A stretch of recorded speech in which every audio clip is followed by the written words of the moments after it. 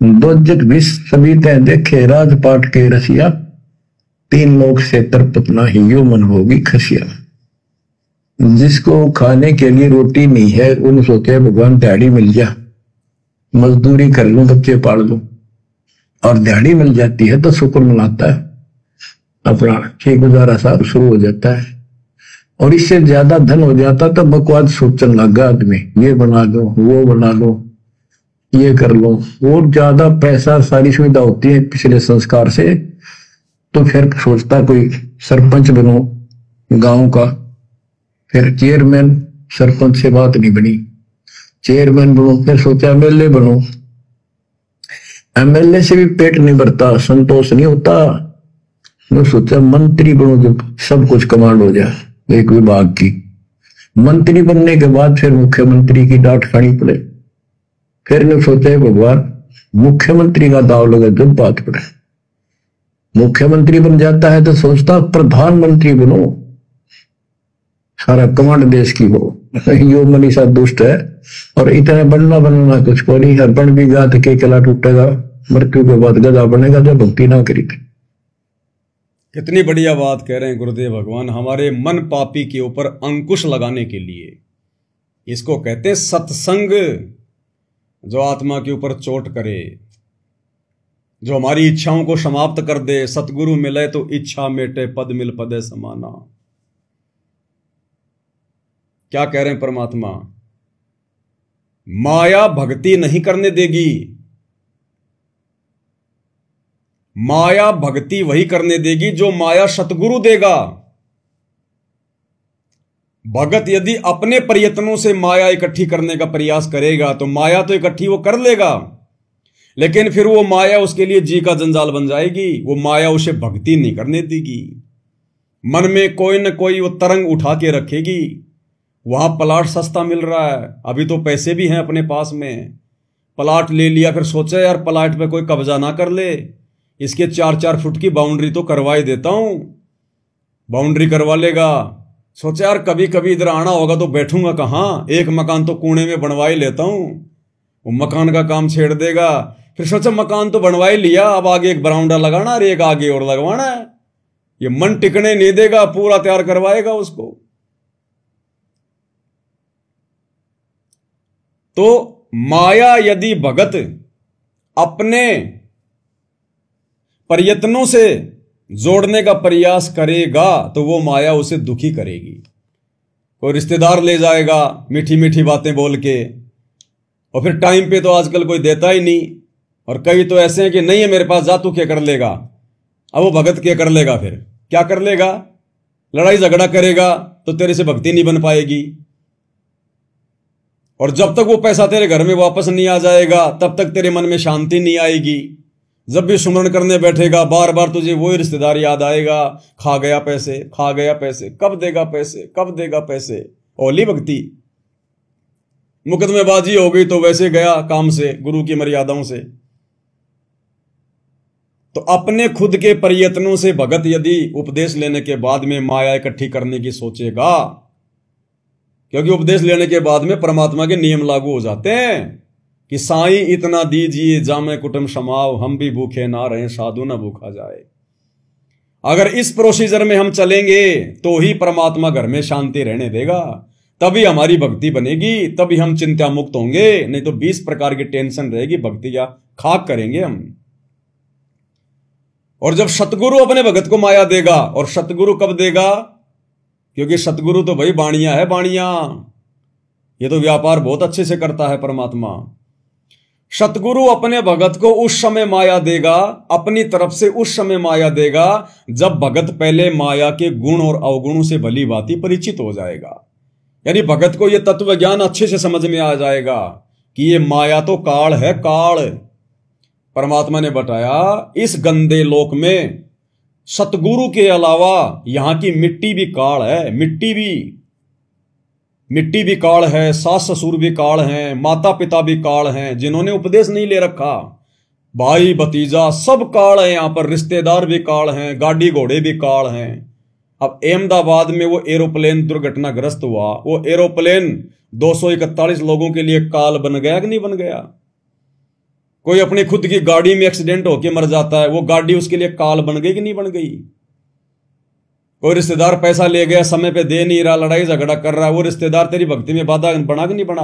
वो काल बन गया कि नहीं बन गया? या वैसे तेरे को डगमग करके ले गया कहीं और, भक्ति तेरे से छुड़वा दी, मर्यादा तोड़वा दी, तेरे लिए काल बन गया कि नहीं बन गया? इसलिए काल से भगत ने दूर ही रहना है। और माया तो सबसे बड़ा काल है, ये माया तो सबसे बड़ा जंजाल है। तो जब सतगुरु भगत को माया देगा, तो सतगुरु भगत को माया उस समय देगा जब भगत माया के पीछे दौड़ना छोड़ देगा, दौड़ना छोड़ देगा, फिर सतगुरु माया देगा। अन्यथा माया के पीछे दौड़ते रहो, अगर आपके भाग्य में नहीं है तो नहीं मिलेगी। और भक्ति भी कर रहे हो और फिर भी यदि माया प्राप्ति की इच्छा है तो मिलेगी, क्योंकि तुम भक्ति कर रहे हो ना, तो भक्ति का फल गुरुदेव कह रहे हैं, ये भक्ति, ये सतनाम की कमाई, ये तीनों समय की आरती, आप अपने मन में जो भी इच्छा पाल के आप करोगे आपको वही मिलेगा। तो जिन भक्तों के मन में माया प्राप्ति की इच्छा होती है और साथ में गुरु की भक्ति भी कर रहे हैं, तो उनको माया भी मिलेगी, खूब मिलेगी, बढ़िया मकान बना लेंगे, बढ़िया काम धंधा हो जाएगा, लेकिन उनका मोक्ष वाला काम अधूरा रह जाएगा। और वो माया फिर उनके लिए जी का जंजाल बन जाएगी, जी का जंजाल। उस भगत के आसपास भक्ति नहीं है। फिर एक सत्संग में क्या कह रहे हैं गुरुदेव भगवान कि जिस भगत के पास में जितनी ज्यादा माया है, समझ लेना वो भगत भगवान से उतना ही दूर है। जिसके पास जितनी ज्यादा माया है वो भगत भगवान से उतना ही दूर है, दूर। एक सत्संग में गुरुदेव भगवान ने बिल्कुल क्लियर किया हुआ है, स्पष्ट।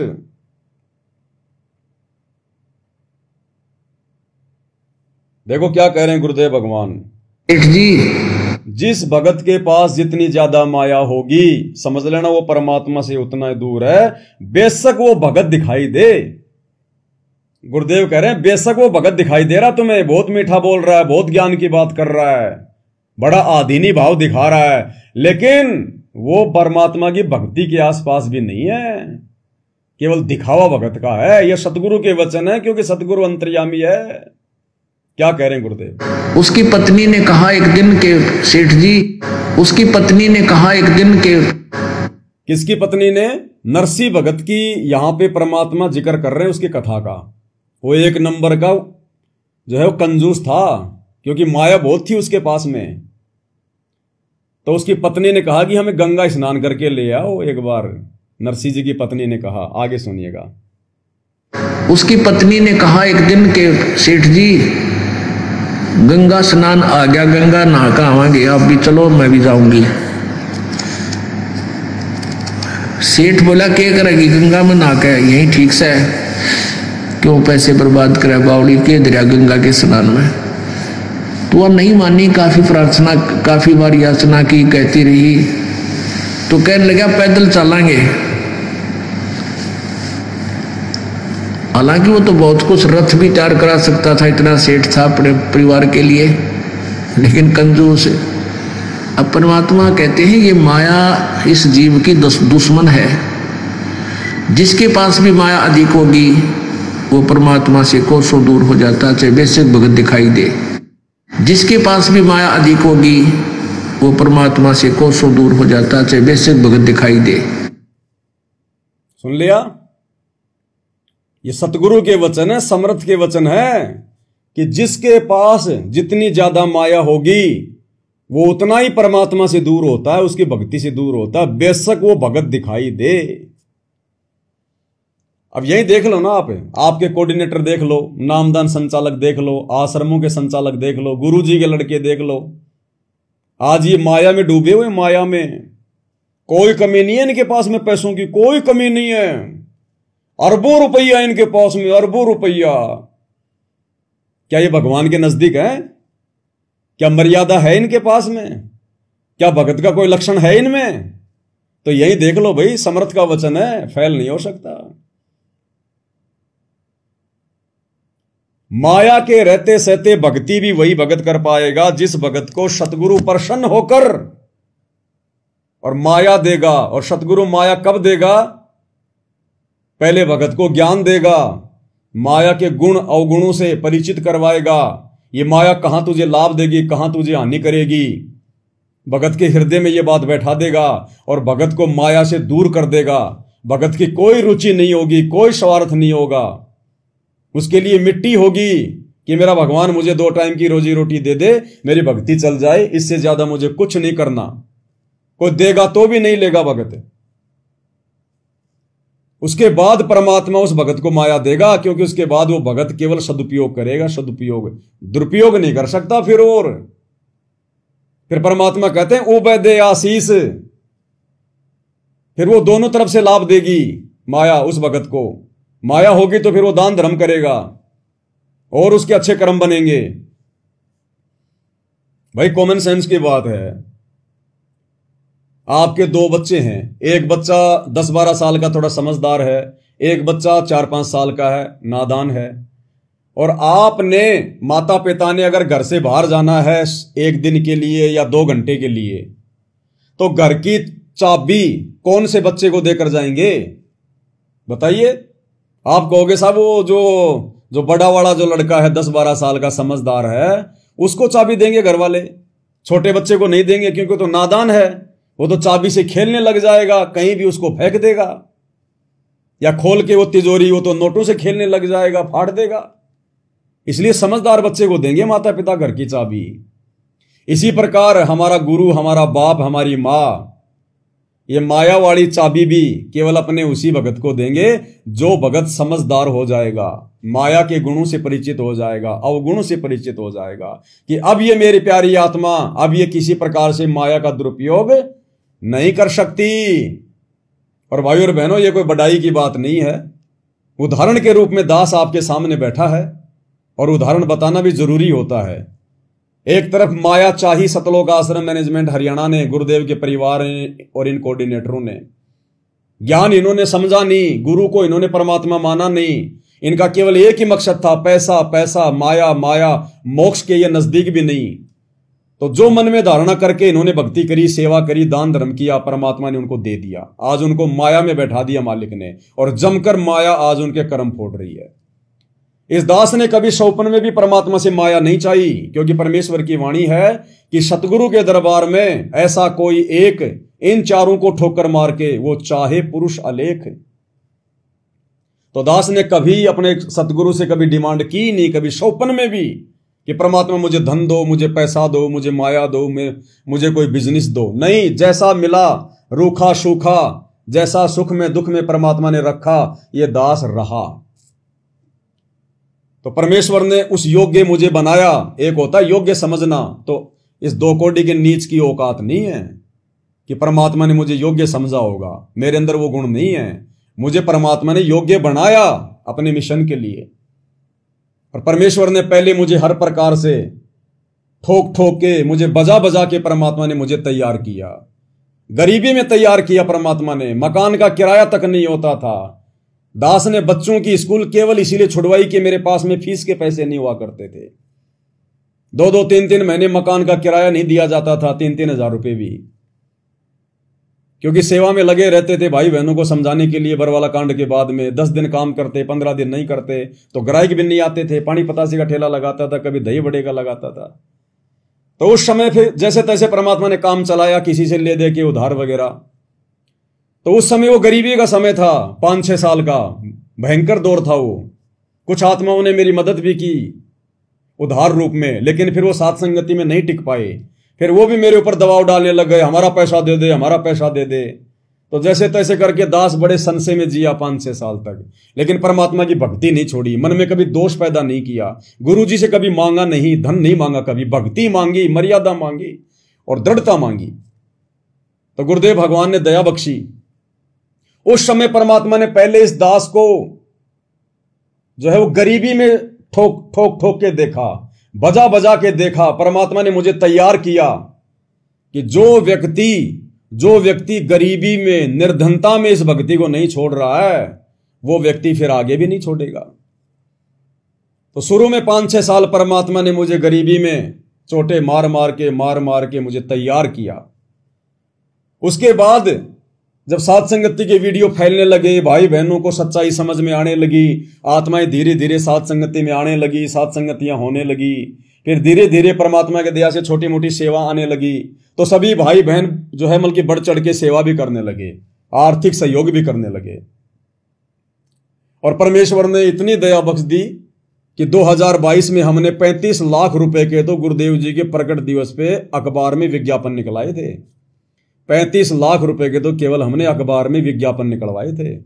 एक बार तो पूरे इंडिया में निकलवाए थे, 2 बार हमने हरियाणा में निकलवाए पूरा पेज। तो कितनी दया करी मालिक ने। और उसके बाद से परमात्मा वर्तमान तक दया ही करते जा रहे हैं। दया ही कहां से आ जाता है, कैसे आ जाता है, कौन डाल देता है, परमात्मा किसको क्या प्रेरणा कर देते हैं, मालिक की दया से छप्पर फाड़ दया, कोई कमी नहीं। हमारे पैसे मैनेजमेंट वाले भी खा गए।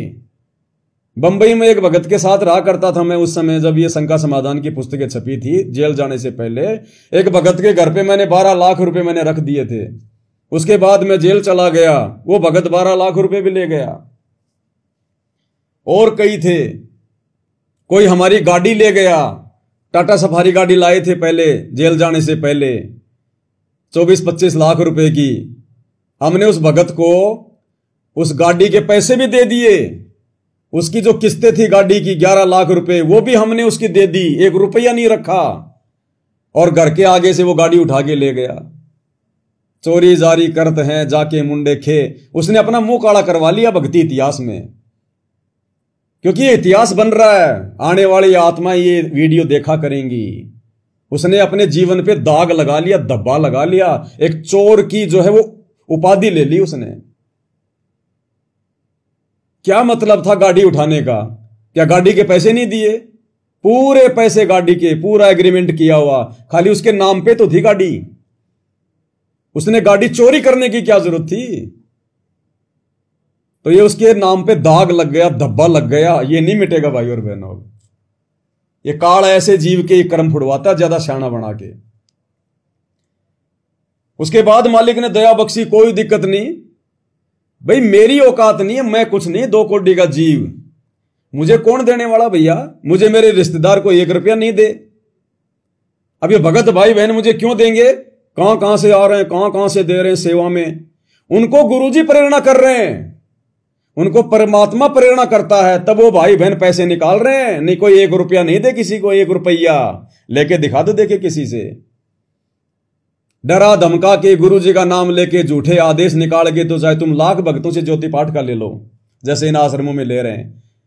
लेकिन ज्ञान आधार के बलबूते पर, अपनी सेवा के बलबूते पर, अपने अच्छे कार्यों के बलबूते पर, गुरुजी पर विश्वास के उस बलबूते पर लेके दिखाओ किसी से पैसे। तो इस पवन दास के ऊपर परमात्मा ने दया बख्शी, और आज कई हजारों की संख्या में सत्सेवक भाई बहन इस ज्ञान को समझकर कि हमारी सेवा कहां जा रही है, कहां लग रही है, उनको दिखाई दे रहा है भाई। उनके मन में कोई दोष नहीं, कोई छल नहीं, कोई कपट नहीं, क्योंकि परमात्मा उनको प्रेरणा कर रहे हैं। तो सतगुरु जिनको प्रेरणा करेगा फिर दोष कहां से होगा? और सतगुरु क्यों प्रेरणा कर रहे हैं? क्योंकि सतगुरु ने दास को उसी हिसाब से तैयार किया। ना मेरा कोई यार दोस्त, ना रिश्तेदार, ना मेरा किसी से लेना ना देना, ना कहीं फालतू में आना जाना, ना उठना बैठना। मेरे केवल 2 ही काम है, परमात्मा की भक्ति और साध संगति। तीसरा काम नहीं है। अगर 1 रुपया भी लगेगा अगर इस पवन दास के हाथ से, तो परमात्मा की सेवा में और भगत भाई बहनों की सेवा में और साध संगति में लगेगा। दूसरी जगह 1 रुपया शौपन में भी नहीं जा सकता। शौपन में भी कहां लगाएंगे? नशा तो कोई भाई बहन करते नहीं है, रिश्तेदारियों में हम जाते नहीं हैं, ब्याह शादी डीजे फीजे कुछ हम करते नहीं हैं, बाहर का पानी भी पीना हमने बंद कर रखा है, तो ना बाहर का खाते ना कुछ और करते।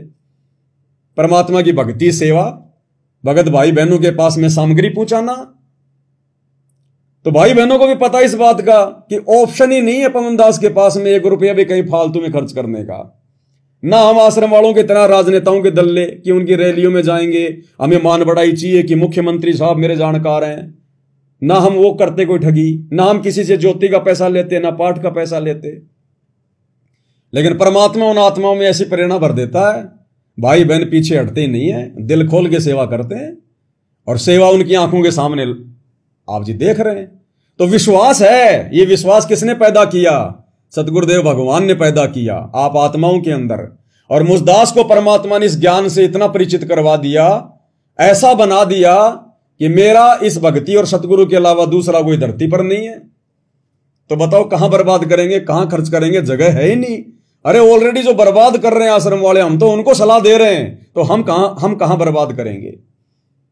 तो ये पवन दास उदाहरण है भाई बहनों के सामने कि परमात्मा भी अपनी तरफ से धन देता है, माया देता है, और इतनी देता है भगत हाथ जोड़ने लग जाता है कि भगवान कहां रखूंगा, क्या करूंगा मैं, मेरे कुछ काम की नहीं है। तो ये पवन दास है आपका वो भाई उदाहरण, क्योंकि मेरी कोई इच्छा नहीं है इस माया में, इस पैसे में। भगवान दे रहा है तो वापस आपकी सेवा में लग रहा है। ज्योतियां जल रही हैं परमात्मा की, अभी 2-3 महीने से हमने शुरू कर रखी हैं, तकरीबन 2-2.5 क्विंटल घी से ज्यादा लग चुका है। 5 ज्योतियां जल रही हैं। दास गांव गांव जाता है, शुद्ध देसी घी लेके आता है, डेयरी का नहीं लाता, शुद्ध देसी घी लाता है 1000 रुपए किलो के हिसाब से। तो 2-2.5 क्विंटल से ज्यादा घी हवन हो चुका है, और ये चलता ही रहेगा। और मालिक आत्माओं को प्रेरणा करते हैं, वो सेवा लगाते हैं, वरना मेरे पास क्या है, मैं तो भिखारी आदमी हूं। लेकिन मालिक ने इस कुत्ते को इस योग्य बनाया, और मालिक ने देख लिया कि अब ये मर जाएगा, लेकिन 1 रुपया इधर से उधर मतलब ही नहीं है, 100 में भी नहीं। तो सतगुरु जब देख लेता है ना आत्मा को आगे तक, क्योंकि वे तो अंतर्यामी है, वे तो आगे पीछे भूत भविष्य के सब जानते हैं, तो परमात्मा ऐसी दया उसी आत्मा पे करता है जिस आत्मा का परमात्मा पूरा भविष्य देख लेता है, लास्ट तक का। जैसे गुरुदेव कहते हैं ना कि कुछ एक भगत तो नाम लेते ठीक हो जाते हैं, और कुछ एक भगत कहते हैं जी हमने 6 महीने हो गए नाम लिए हुए, ज्योति भी करवा दिया, पाठ भी करवा दिया, हमें कोई विशेष लाभ ही नहीं हुआ। तो गुरुदेव कहते हैं कि मालिक अंतर्यामी है, वो उन भक्तों के भाव देख लेता है जिनको लाभ नहीं हो रहा ना। परमात्मा जानता है आगे की कि ये 2 महीने बाद में भक्ति छोड़ के जाएगा, ये 6 महीने बाद में भक्ति छोड़ के जाएगा, तो परमात्मा उनको लाभ भी वैसा ही देता है। और जिनको आते लाभ शुरू हो गए उनको परमात्मा देख लेता है कि ये प्यारी आत्मा इस मार्ग को छोड़ के नहीं जाएगी, तो उनको तुरंत लाभ शुरू हो जाते हैं। तो परमेश्वर चेक कर लेता है कि भाई जो है वो किसको योग्य बनाना है, किसको नहीं बनाना है, क्या करना है, क्या नहीं करना है। तो ये पवन दास आप भाई बहनों के सामने एक उदाहरण के रूप में पेश है। इसलिए दास बार बार कहता है कि परमात्मा ने इस कुत्ते को सेवा दे रखी है, निमित्त बना रखा है। नहीं तो भाई तुम हजारों की संख्या में भाई बहन हो, दिल खोल के सेवा करते हो, तुम किसी और के खाते में क्यों नहीं डाल रहे? कोई और कल को कहेगा कि मेरे को गुरुजी ने खड़ा कर रखा है, मैं ये सेवा कर रहा हूं, तुम डाल दो, देखिए उसके अकाउंट में 1 रुपया नहीं डाल सकते कोई, कि भगवान अगर 1 रुपया भी अगर इधर उधर हो गया तो हमारे तो जो है उनके कर्म फूट जाएंगे। तो ये है भाई और बहनों परमात्मा के द्वारा जिस आत्मा को खड़ा किया जाता है, उस आत्मा के ऊपर विश्वास भी अन्य भगत भाई बहनों से परमात्मा ही करवाता है। बाकी इस कुत्ते में ऐसी कोई योग्यता नहीं है, ऐसी कोई जो है क्वालिटी नहीं है। आपकी तरह 2 कोटि का जीव हूं, लेकिन आप में परमात्मा प्रेरणा करते हैं तो सारा काम आगे होता है। तो गुरु भी भगत को धन देता है, माया देता है, लेकिन कब? जब परमात्मा भगत को देख लेता है कि अब ये माया का दुरुपयोग नहीं करेगा, और ये ज्ञान से भली भांति परिचित हो चुका है, और सच्चे दरबार को छोड़कर ये जब तक इसके शरीर में श्वास है ये नहीं जाने वाला। तो भाई और बहनों इतना विश्वास हम करके देखें अपने गुरुदेव पर, एक बार हम गुरुदेव को विश्वास दिलाएं, फिर देखो परमात्मा कैसे छप्पर फाड़। उस परमात्मा को रास्ता बनाने की जरूरत नहीं है, वो जब देता है तो छप्पर फाड़ के देता है। तो हमने परमात्मा प्रसन्न करना है, गुरु जी को प्रसन्न करना है, फिर देखना परमात्मा कैसे बल्ले बल्ले ना कर दे। तो इस गंदे लोक में गुरुदेव का वचन है कि आने वाले समय में ये दुनिया देखेगी, मेरे बच्चों के मकान अलग होंगे, कोठियां अलग होंगी, और दुनिया देखेगी इनके घर में आ कहां से रहा है। तो ये समर्थ है भाई और बहनों। जब मलुकदास जी को जंगल में पेड़ पे चढ़े को और मार मार के खीर खिला सकता है, तो आप और हम तो थोड़ा बहुत अपना काम धंधा भी कर रहे हैं, थोड़ा बहुत हाथ पैर भी अपना हिला रहे हैं। परमात्मा उसी में दे देगा मालिक, क्योंकि ये अपने संस्कार से आता है। अब जैसे भाई और बहनों कोई आदमी 1 करोड़ रुपए की कोई मिठाई की दुकान खोल के बैठा, बहुत बढ़िया, और उसके ऊपर नहीं आते कस्टमर नहीं आते, और एक आदमी एक गली के अंदर और एक दारू की दुकान लेके बैठा है, और दुकान के ऊपर नाम भी नहीं लिखता, खाली एक तीर का निशान बनाएगा लाल, और क्या लिखेगा, तुम्हारा ध्यान किधर है, दुकान अंदर है, बस इतना ही लिखेगा, शराब का नाम भी नहीं लिखेगा। हम देखते हैं रोड पे जब जाते हैं ना, तो रोड से काफी अंदर होती है वो दुकान दारू की, और वो दिखाई भी नहीं देती रोड से, लेकिन एक बोर्ड लगा रहता है और एक लाल सा निशान उस पे वो तीर का, और क्या होगा, तुम्हारा ध्यान किधर है, दुकान इधर है। तो देखने वाला तुरंत समझ जाता है कि दुकान वहां किस चीज की है, और तुरंत गाड़ी घुमा देते हैं उधर। अब वो शराब वाले के पास इतनी भीड़ क्यों जा रही है, मंदिर में भी नहीं जाती इतनी भीड़ जितनी शराब वाले के पास जा रही है। इसलिए नहीं कि वो शराब की दुकान है, उस शराब की दुकान पे जो बैठा है ना, वो अपनी पिछली कमाई खा रहा है, उसके पिछले पुण्य है, भक्ति है, उस कमाई के कारण उसको वो धंधा मिला, और उस धंधे में लोग भीड़ की भीड़ जा रही है। तो मिलता है संस्कारों से, भक्ति से, परमात्मा को प्रसन्न करने से। एक छोटा सा चुटकुला सा याद आ गया। एक भगत जी बता रहे थे, ऐसी कोई बात चल गई, बोला एक कैसा घोर समय आ गया है। बोला एक व्यक्ति था, वो मंदिर के सामने जाता था बेचारा, दिए बाबा भगवान के नाम पे, अल्लाह के नाम पे दिए बाबा। अब मंदिर में जाने वाला कोई 1 रुपया दे दे उसको, कोई 2 रुपया दे दे, कोई 5 दे दे, कोई बहुत बड़ा कोई धर्मात्मा। सारा दिन में बेचारा 100-50 रुपए लेके घर जाता, बड़ी मुश्किल से अपना गुजारा करता। ऐसे चलता रहा। एक दिन किसी आदमी ने कहा, रे तुझे यहां कुछ नहीं मिलेगा, अगर तुझे बढ़िया अगर भीख चाहिए ना तो मेरे साथ चल। तो उस आदमी ने उसको दारू के ठेके के आगे बैठा दिया, और बस यूं हाथ करके बैठ गया। अब उधर तो लोग दारू पी पी के, कोई अद्धा पी रहा, कोई पौवा पी रहा, वहीं खा पी के नशे में होके, और जब नीचे आ रहे हैं लड़खड़ाते हुए, और वो बैठा यूं भाई मायूस सा। अरे भाई मायूस क्यों बैठा, क्या हुआ? भाई साहब गरीब आदमी है। अरे भाई साहब 5 रुपए। 5 रुपए? अरे चिंता नहीं, तेरा भाई जिंदा है, ये ले 100 रुपए। दूसरा आया, कोई 500 दे गया, कोई 50 दे गया, चिंता नहीं, दारू पीनी है, नमकीन खाएगा।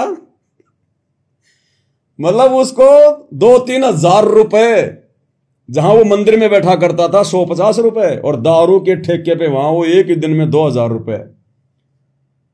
और मन ही मन में क्या बोला, हे भगवान मुझे तो आज ही पता चला आप मंदिर में नहीं रहते, आप तो दारू के ठेके के आगे रहते हैं। तो ये हाल है भाई और बहनों इस कलयुग का। ये जो सच्चाई है ना, सच्चाई ये आपको हर जगह नहीं मिलेगी। हर जगह आपको ठग मिलेंगे, बेईमान मिलेंगे, चोर उचक्के मिलेंगे, स्वार्थी लोग मिलेंगे। सच्चाई, भक्ति ये तो बिल्कुल लिमिटेड जगह पे मिलेगी आपको, लिमिटेड जगह पर। और उसी का विरोध होता है, हमेशा सच्चाई का विरोध होगा, सच्चे आदमी का ही विरोध होगा। सच्चे आदमी को ही बेचारे को गरीबी में, अभाव में जीना पड़ता है। लेकिन यदि वो अपने धर्म कर्म पे रहेगा, नेक नीति पे रहेगा, तो अंत में भाई और बहनों सुखी जीवन भी उसी का होता है। परमात्मा अंत में जो है उसी की सार संभाल करता है।